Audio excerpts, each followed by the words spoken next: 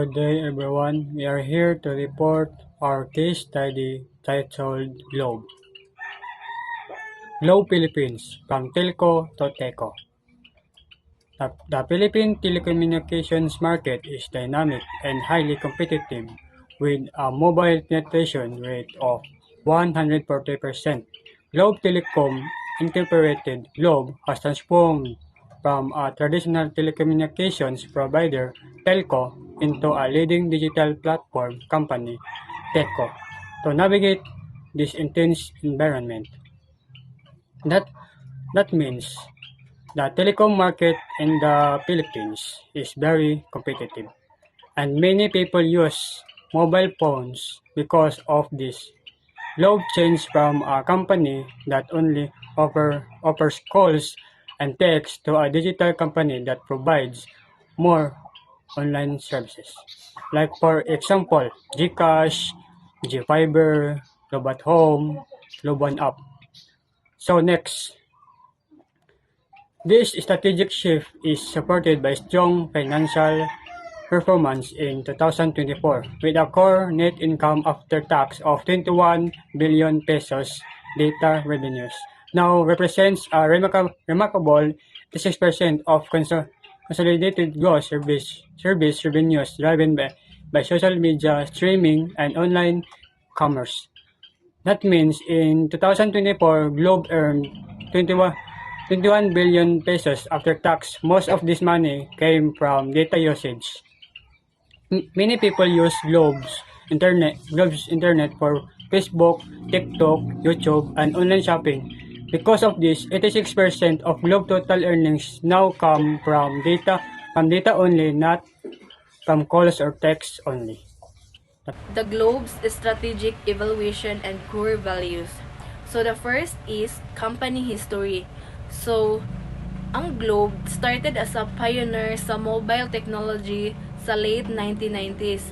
Pero later on, ni-expand sila. Dili lang sa connectivity ilang gi-offer, pero digital ecosystem enable na sila karon. Naghimo sila og kanang daghan high growth digital service sama sa GCash kani ginamin sa text incubating high growth business like Cash. And then the next is vision. To see a Philippines where families' dreams come true, business flourish, and the nation is admire. So meaning, gusto nila makatabang sa pag-improve sa kinabuhi sa pamilya, pag-grow sa negosyo, o pagtanaw sa Pilipinas as a strong and admirable nation. And then, the next is mission.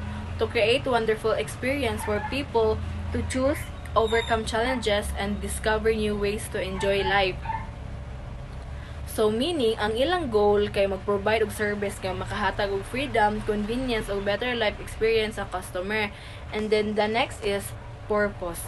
In everything we do, we treat people right to create a globe of good. So, meaning, ilang core purpose kay pag-treat og tarong sa mga tao to so they can create positive impact. And then the next is core values. Putting customer first, customer-centered service, and then valuing people, employees, partners, and customers. Acting with integrity, honesty, transparency, either behavior. That's all. Thank you.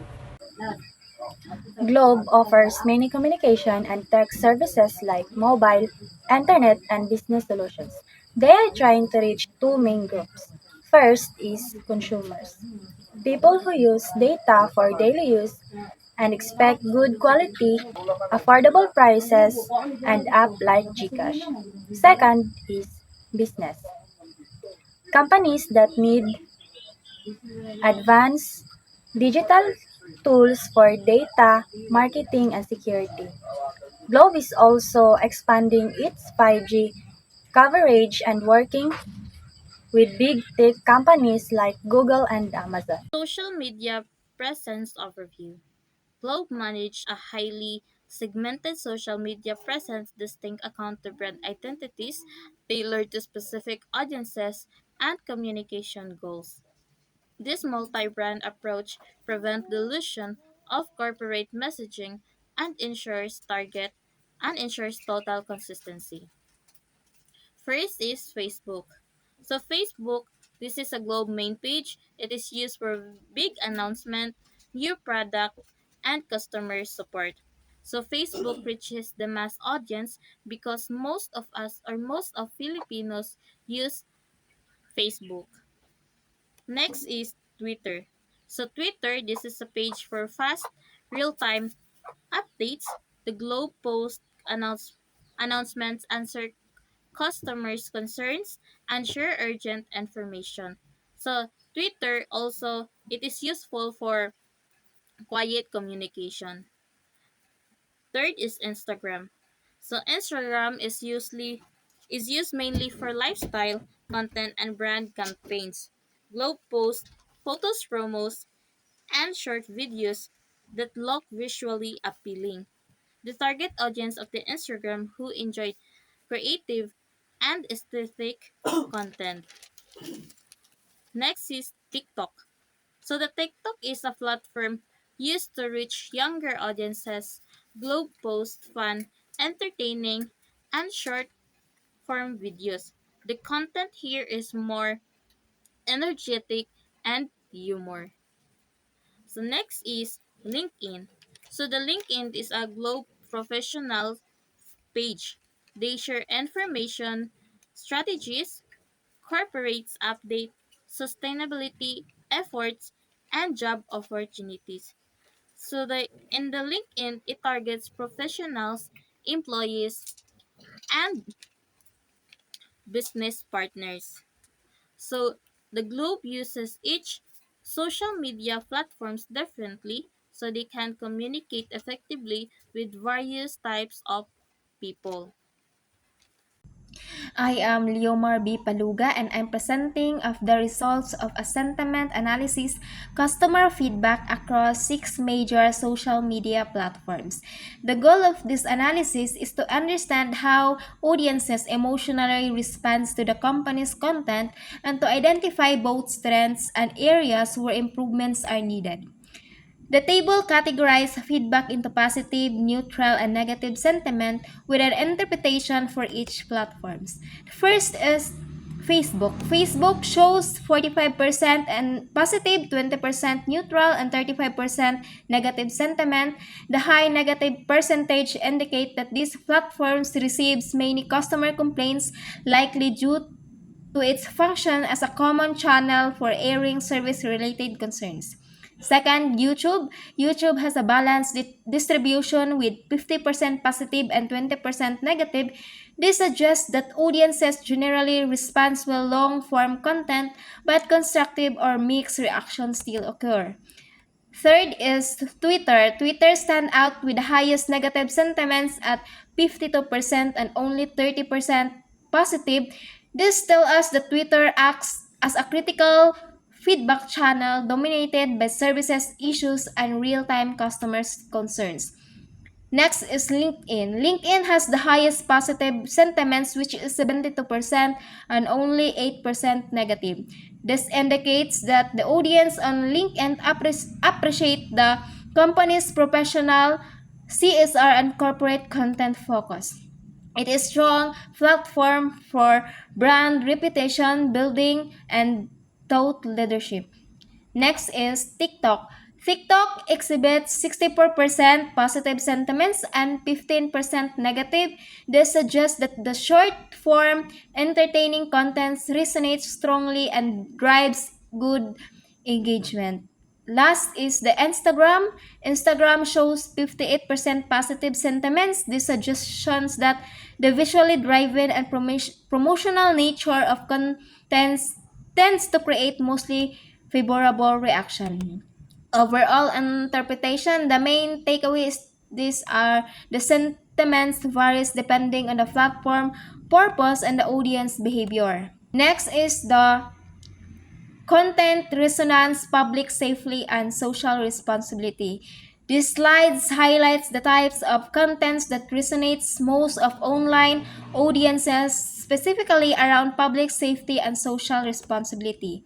Two themes that consistently generate high engagement.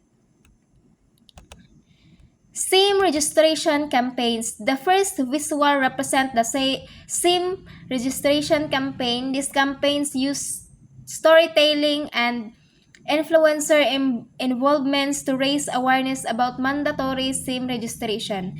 The message tapped into concerns about cybersecurity, identity verification, and digital safety, topics that Filipino audiences are high sensitive to. This campaign succeeded because it addresses the relevant national issues, it used approachable and relatable messaging, and it promoted a sense of personal responsibility and security. The hashtag Make It Safe PH campaign. The second visual shows the cyberbullying awareness initiative under the hashtag Make It Safe PH campaign. These campaigns earned strong public approval and even received awards due to its clear advocacy message, youth-centered content styles, and emphasis on digital well-being which resonate deeply given the rise online harassment. Overall, these sections emphasize that the audience responds most positively to content that provide value, education, and protection, especially when tied to national issues. It also demonstrates that Globe Telecom Philippines is perceived as a social responsibility entity which is enhance public trust and reputation. This success of these campaigns reveals the patterns Filipino audience engage strong with content rooted with authentically public safety and social responsibility. And for the recommendations for enhanced engagement, we have X or Twitter service trade. So it is the purpose of X or Twitter is into a high priority real-time crisis and service recovery enterprise to implement the protocol for rapid public acknowledgements and proactive outage alert to mitigate reputational damage. And to formalize security content panel is to create a mandatory digital safety movement content pillar across all platforms.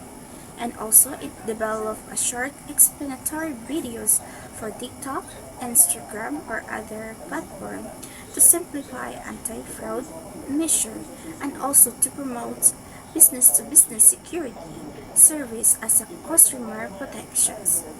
For the integrated CSR metrics into ROI, treat engagement and loyalty from a globe of Globe initiative as quantifiable ROI, set clear non-sales engagement target for CSR content, and use data to predict customer retention, sustaining Malasakit as a competitive asset.